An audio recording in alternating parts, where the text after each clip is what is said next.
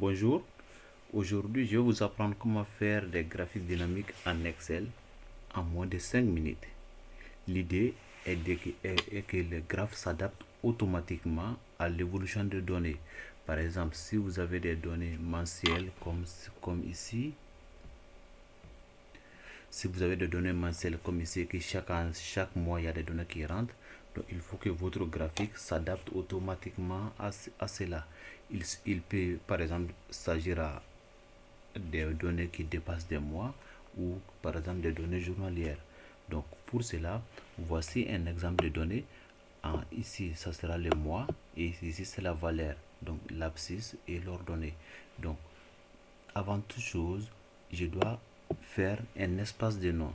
L'espace de nom permet en fait de créer des ranges dynamiques, des ranges qui s'adaptent quand on ajoute des données. Donc pour cela, donc, voici la formule par exemple pour l'abscisse.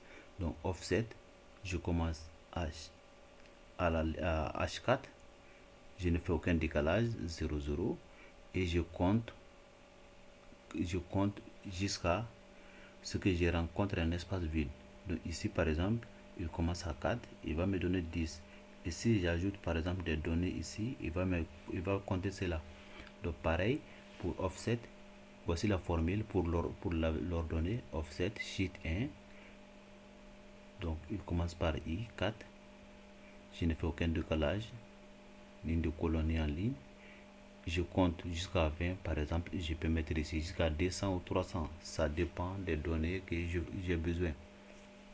Donc, une fois que j'ai fait ça, donc je pars dans formule. L'idée, par exemple, c'est de déclarer la date. Le voilà.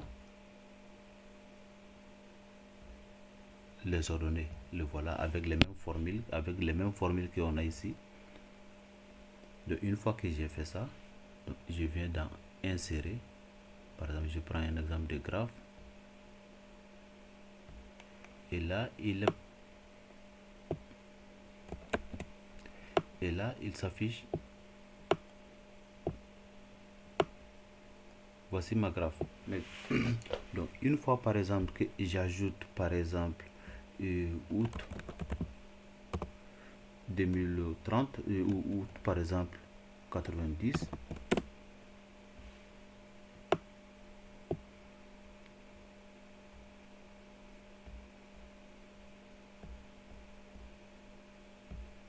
Ah, pardon. Donc, il ne tient pas en compte de août 90. Donc, je dois faire une mise à jour. Donc, qu'est-ce que je fais? Select data. Ici, dans mes mois, j'ai dit que non, c'est la date. Je remplace juste par date.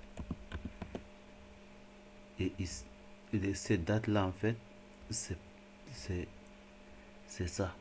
Le nom de l'espace.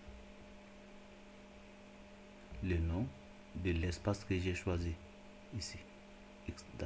Donc pour l'ordonnée, ça sera y value par exemple. Ça, c'est des noms arbitraires. Donc, j'ai fait ça. Select data. Et un y. Je mets ici par exemple y value.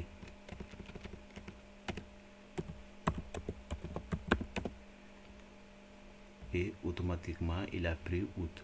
Donc imaginez en fait que j'ajoute par exemple aussi pour septembre.